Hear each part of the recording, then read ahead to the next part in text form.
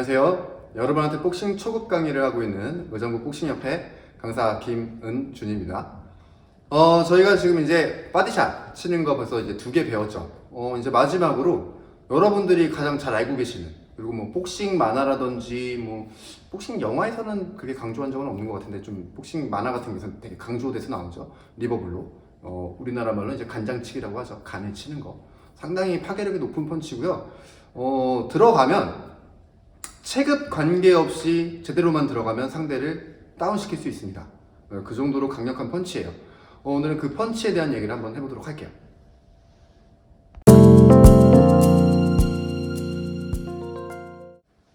네, 그러면 오늘 배울 펀치, 이제 리버블로, 이제 간장치기에 대해서 배워볼 건데요. 왜 여기를 맞으면 그렇게 팍 쓰러질까요, 사람들이? 여러분들이 이제 복싱 경기 보셨을 때, 아니면 뭐 이제 유튜브나 이런 곳에서 그 바디샷 모브 이런 거 보면 상대가 딱 맞고 한 1초, 2초 있다가 그 자리에 훅 쓰러지죠. 우리 이제 복싱 좋아하시는 분들은 이제 맞고 떨어졌다 뭐 그런 표현들 많이 쓰시는데, 그 자리에 그대로 쭉 가라앉습니다. 그리고 못 일어나죠. 그런 바디샷들 대부분이 간장치기예요.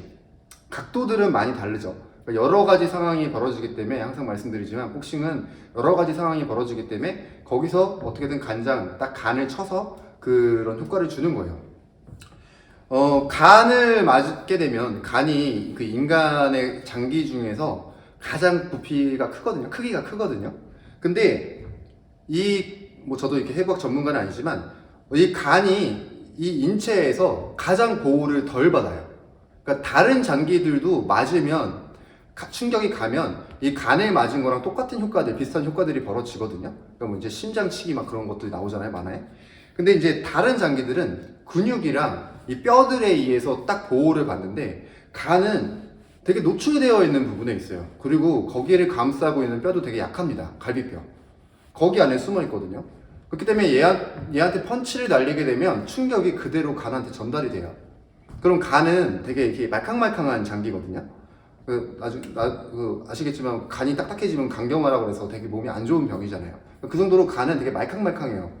그럼 이 충격을 받는 순간에 간이 이렇게 추렁추렁 움직이면서 뒤쪽으로 압력이 전해지면서 쫙 펴집니다. 커지죠. 뒤를 밀게 되는 거예요. 그럼 그 뒤에 있는 이제 신경계들이 있거든요. 그 자율신경계들을 누르면서 이쪽에 올라가는 거에 신호를 주면서 그 혈관 쪽에 이제 약간 변화가 일어나는 거예요. 그래서 혈관이 늘어나면서 혈류량이 막 많아지기 때문에 순간적으로 약간 어지러운 정도 느끼면서 혈압이 떨어지기 때문에 몸에서는 그걸 복구를 시켜야 되잖아요. 지금 통증은 둘째 치고 얘기를 하는 거예요. 그 복구를 시켜야 되기 때문에 몸에서는 그 응급 상황을 치료하기 위해서 옆으로 누워서, 그러니까 바닥에 옆으로 누운 채로 웅크리고 있는 자세를 만들게 됩니다. 그래서 지금 순간적으로 떨어진 혈압이랑 그 혈류량들을 정상화시키려고 몸은 노력을 하는 거예요. 그렇기 때문에 충격을 참는다라고 서 있을 수 있는 펀치가 아니게 되는 거죠. 그렇기 때문에 여러분들이 보신 그 바디샷, 그 선수들이 되게 고통스러워 보이잖아요. 왜 그러냐면, 여러분들이 보통 얼굴이나 머리에 펀치를 맞으면요, 멍해져요. 띵해집니다, 진짜. 순간적으로 앞이 안 보이는 경우도 있어요. 진짜 강한 펀치를 무방비로 맞으면 순간적으로 이제 블랙아웃이 생기는 경우도 있거든요. 그렇기 때문에 내가 멍하고 막 이런 상황이 되기 때문에 고통을 그대로 못 느끼는데, 이 바디샷은 맞아보신 분들은 알겠지만 정신은 멀쩡합니다. 정신은 멀쩡한데 미칠 듯한 고통은 몰려오고 있는데 몸은 내 말을 듣질 않아요. 그대로 모든 힘이 빠져서 그냥 쓰러진 상태로 이렇게 KO를 맞이하게 되거든요.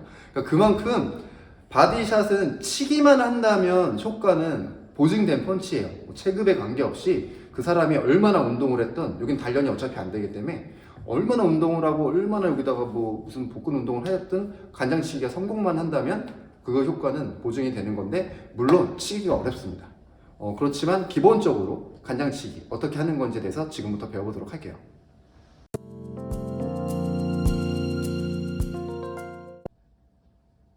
네, 그러면 이제 리버블로 간장치는 법에 대해서 배워볼 건데, 뭐 배운다라는 표현은 약간 애매해요. 왜냐면 사실 이제 저희가 옆구리 치는 걸 배웠잖아요. 이제 그 각도를 조금 바꿔서 그 상대의 이제 간이 있는 곳, 그것을 노려서 치는 거예요. 근데 그게 되게 어려운 것 중에 하나가 뭐냐면, 이게 가드도 많이 돼 있고 이게 좀 타이밍을 잘 잡아야 됩니다. 이게 무조건 제가 원투 해가지고 그냥 여기 친다라고 해서 상대 간에 그 충격이 가는 게 아니에요. 이거는 저희가 딱 쓸 수 있는, 거기에 가드가 빈 상황이나, 그러니까 예를 들어서 뭐 여러 가지인데 여기 간이 정확히 저도 해부학적으로 뭐 본 적은 없지만 그림으로만 봤기 때문에 정확히는 모르지만 여기에 있어요. 여기 갈비뼈가 끝나는 위에 부분부터 한 이만큼이 간으로 알고 있거든요.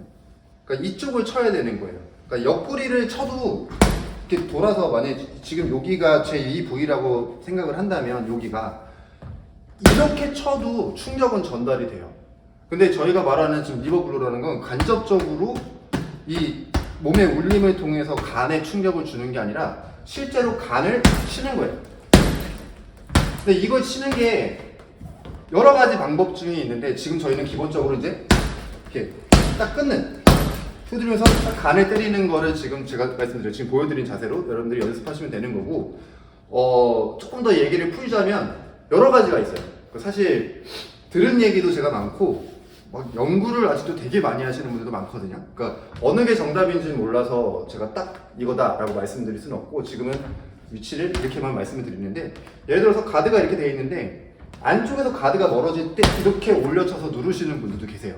그리고 아니면 이 팔꿈치가 약간 이렇게 나간 상황, 그 순간 틈에 노려서 지금 하는 펀치도 있고요. 그 다음에 보통 이제 후딱 이렇게 땅땅 끊는 경우가 있는데, 리버블로를 칠 때는 빵 쳐서 이렇게 충격을 안에 보내야지 훨씬 더 충격이 큰 것 같다라고 말씀하시는 분들도 계세요. 근데 그 중에 어느 게 맞는지는 모르겠고, 사실 제가 생각할 때 맞다라기보다 그 상황에 쓸 수 있는 펀치를 쓰는 게 가장 이제 중요한 펀치겠죠. 그리고 제가 지금 자세를 그냥 대충 보여드렸는데, 왜냐면 이 타점을 잡는 게 중요한 거지, 지금 저희가 펀치를 내는 그 자세 원리 등은 바뀌지가 않아요. 그러니까 여러분이 이걸 연습하실 때 이 간 타점, 여기다가 펀치를 내는 거예요. 내가 좀 더 유력적으로 그 간을 칠 수 있는 각도, 이런 것들을 생각하시면서 연습하는 게 더 중요한 부분인 거고요. 이거는 어쩔 수 없이 왼손으로 쳐야 됩니다. 이거는 오른손잡이든 왼손잡이든 상관없이 간장치기를 하려면 왼손으로 연습을 하셔야 돼요. 왜냐면 상대 오른쪽에 간이 있기 때문에, 모든 사람이 왼손잡이라고 갑자기 왼쪽에 간이 있거나 하지는 않거든요. 모든 사람은 오른쪽에 간이 있기 때문에 어차피 이걸 칠 때는 왼손으로 치셔야 된다는 거. 사우스포 여러분들도 간장치기 연습하실 때는 왼손으로 치는 연습을 하셔야 된다는 거. 그런 것들이 좀 있을 것 같아요.